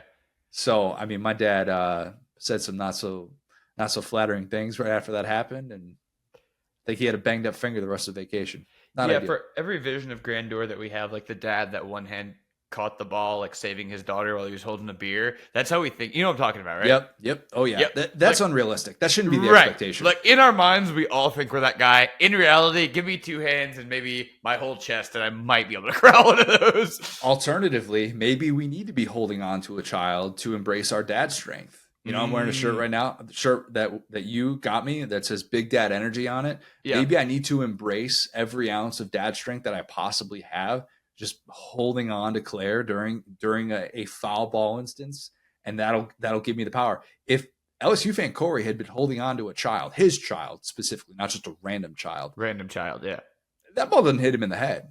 He catches that 10 times out of 10. Fair, yeah. The people talk about the maternal instincts picking up cars and stuff. How about the paternal instincts to catch a baseball? Amen. And there's a reason you have a catch with your kid. Like, that's just a thing. And you tap into whatever sort of focus you need in that moment. LSU fan Corey, next time, bring your kid. Yeah. So I was going to go with our boy Leggett. I think I've talked about him enough. I got a couple of other ones, right? First, we have Alas of the Week, which is the mother of Penn State O-lineman Olu Fashanu. Did you see this clip? Remind me. Night one is a blur. He went to the Jets, right? He went to the Jets. He did go to the Jets. His mom put forth a blocking performance on his girlfriend. Yes, she did. I think she could have gone in the third round. I'm going to be honest with you. The way that she set the edge, she was prepared for the whole bag of tricks. She did not want the girlfriend in the celebration. She said, look, this is my son. This is my DNA. This is our moment. You may not be here when that check hits, but I certainly will. And you know what? As a fellow mama's boy, I get it. You don't want to be Russell Wilson and have your girlfriend screaming in your ear for all of your draft photos. And, of course, she's going to publicly apologize as she has or whatever.